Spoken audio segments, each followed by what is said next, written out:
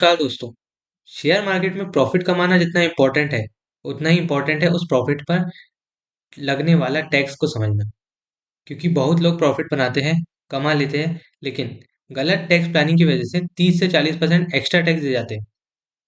तो आज के इस वीडियो में हम डिटेल में समझेंगे शेयर मार्केट का प्रॉफिट पर टैक्स कैसे लगता है, इंटरडे डिलीवरी और एफएनओ का टैक्स, लॉस कैसे एडजस्ट होता है और कैसे लीगली हम टैक्स बचा सकते हैं। तो वीडियो को एंड तक जरूर देखिए, क्योंकि एक छोटी सी गलती आपको नोटिस तक दिला सकती है। तो सबसे पहले हमें समझना है कि शेयर मार्केट से इनकम के तीन मेन टाइप कौन से होते हैं। तो सबसे पहला होता है डिलीवरी बेस्ड बेस्ड, फिर होता है इंटरडे, फिर होता है फ्यूचर एंड ऑप्शंस, फिर टैक्स रूल्स तीनों के लिए अलग अलग है। मतलब डिलीवरी के, इंटरडे के लिए, फ्यूचर ऑप्शन के लिए तीनों अलग अलग हैं। तो पहले हम डिलीवरी बेस्ड इन्वेस्टमेंट से शुरू करते हैं। Short term capital gain. Short term capital gain क्या होता है? ऐसे इक्विटी शेयर्स जो अपन ने विद इन 12 मंथ में बाय करे और सेल कर दिए। मतलब 12 महीने के अंदर अपन ने प्रॉफिट बुक कर लिया है, लॉस बुक कर लिया। इस पे टैक्स रेट क्या है? फ्लैट 15% टैक्स रेट है शॉर्ट टर्म कैपिटल गेन पे, प्लस सेस है। और income tax slab rate applicable नहीं होता है। मतलब अगर आपका इसमें 10,000 रुपये का भी प्रॉफिट आएगा तो भी आपको 15% टैक्स देना पड़ेगा। मतलब कुल मिला के टैक्स स्लैब का इसमें बेनिफिट नहीं मिलता। मतलब 1 लाख का प्रॉफिट मतलब 15,000 रुपये टैक्स। आप 1 रुपये भी कमाओ तो भी टैक्स देना है, 10 रुपये कमाओ तो भी टैक्स देना है। तो इसमें कोई टैक्स स्लैब का बेनिफिट नहीं मिलता है शॉर्ट टर्म कैपिटल गेन में। फिर आता है अपना लॉन्ग टर्म कैपिटल गेन। तो लॉन्ग टर्म कैपिटल गेन कौन से होते हैं? तो जो ऐसे शेयर्स जो आपने 12 महीने से ऊपर होल्ड करे, मतलब किसी भी शेयर को आपने बाय किया, उसको 12 महीने से ऊपर आपने होल्ड करके रखा है, तो वो लॉन्ग टर्म में कन्वर्ट हो जाता है और 12 महीने बाद आप बेचते हो तो उस पर लॉन्ग टर्म कैपिटल गेन लगता है। जो भी प्रॉफिट हुआ या लॉस हुआ उसके हिसाब से एडजस्ट होता है। तो इसमें सबसे ज्यादा एक अपने पास बेनिफिट है कि 1 लाख रुपए तक का अगर आपका लॉन्ग टर्म कैपिटल गेन है तो उस पर टैक्स कितना है? जीरो, नील टैक्स। और अगर 1 लाख से ऊपर अपना प्रॉफिट जाता है तो उस पर 10% टैक्स है। पर 10% टैक्स किस पे? जो एक्स्ट्रा है 1 लाख के ऊपर। जैसे अपना प्रॉफिट अगर हुआ 2.5 लाख का, तो टैक्स अपने पे लगेगा 1.5 लाख रुपए पे। कितना? 10%। और इसमें एक ये है कि इंडेक्सेशन का बेनिफिट नहीं मिलता है। फिर आती है अपनी नेक्स्ट कैटेगरी, इंट्राडे ट्रेडिंग। इसका कैसा रहता है? बहुत से लोग यहाँ सबसे बड़ी गलती करते हैं। इंट्राडे प्रॉफिट अपना कैपिटल गेन नहीं होता, ये होता है अपना बिजनेस इनकम। इसका मतलब आपका प्रॉफिट आपके टोटल इनकम में ऐड होगा। जितना भी आपका प्रॉफिट हुआ वो आपकी जो अदर इनकम है उसमें ऐड होगा। और टैक्स आपके स्लैब रेट के अकॉर्डिंग लगेगा। मतलब इनकम टैक्स एक्स पर स्लैब रेट लगेगा। और इसमें एक एडवांटेज है, क्या? कि आपको एक्सपेंसेस जो भी रहेंगे इंटरडे करने में, जैसे internet, mobile, laptop, computer, etcetera etcetera, तो इसका बेनिफिट आपको मिल जाता है क्योंकि ये बिजनेस इनकम मानी जाती है। तो बिजनेस में एक्सपेंस अलाउड रहते हैं। और एक दिक्कत ये है कि अगर आपका टर्नओवर ज़्यादा जाता है, टैक्स ऑडिट की लिमिट के ऊपर जाता है, तो आपको टैक्स ऑडिट करवाना पड़ेगा सीए से।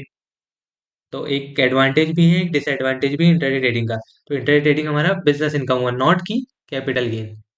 फिर आया हमारा फ्यूचर एंड ऑप्शन का सेक्शन। तो ये सबसे इंपॉर्टेंट सेक्शन है।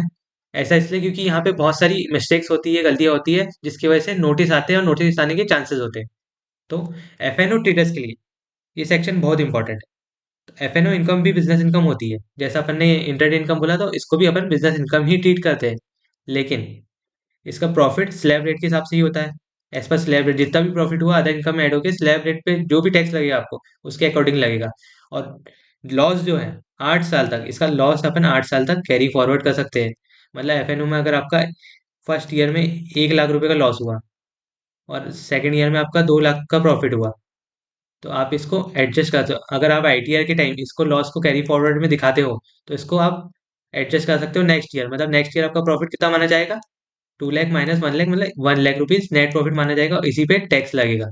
तो कहीं ना कहीं कई लोग ये छोड़ देते हैं कि जो अपना प्रीवियस ईयर के लॉसेस है उसको कैरी फॉरवर्ड करना भूल जाते हैं। तो ये भी दिक्कतें आती है। और कई लोग कुछ लॉस क्लेम ही नहीं करते, तो उसकी वजह से नेक्स्ट ईयर जो अपने प्रॉफिट होते हैं उसमें से अपने को एग्जेम्पशन नहीं मिल पाती है। दूसरा, जैसा कि इंटरडे में अपने को एक्सपेंसेस अलाउड थे, तो इसमें भी एक्सपेंसेस अलाउड है। वही इंटरनेट, मोबाइल के, लैपटॉप, जो भी आपका फ्यूचर ऑप्शन करने में एक्सपेंसेस हुआ वो सब चीज एक्सपेंसेस अलाउड रहेंगे। और ऑडिट की लिमिट भी सेम है। अगर आप ऑडिट के टर्नओवर के ऊपर जाते हो तो आपको टैक्स ऑडिट करवाना पड़ेगा सीए से। इसलिए बहुत से लोग एफएनओ लॉस को इग्नोर कर देते हैं, जबकि सही फाइलिंग से फ्यूचर टैक्स बचाया जा सकता है।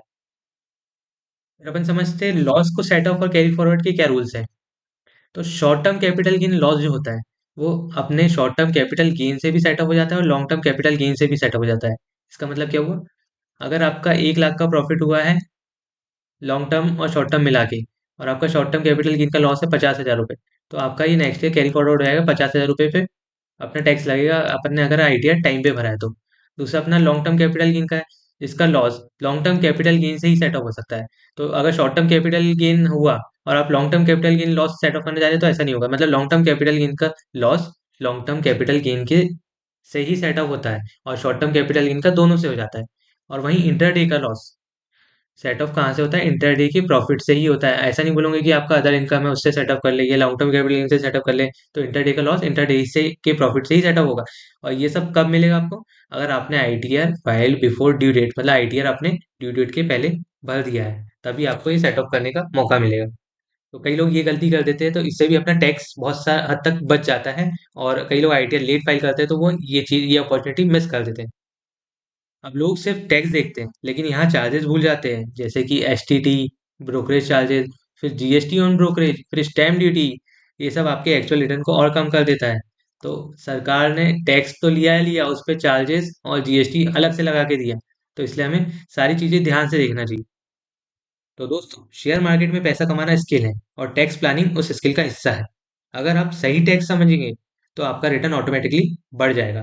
तो वीडियो पसंद आए तो लाइक करें, शेयर करें, चैनल को सब्सक्राइब करें, क्योंकि यहाँ सीए आपको स्टॉक मार्केट प्लस दोनों सिंपल भाषा में समझाएगा।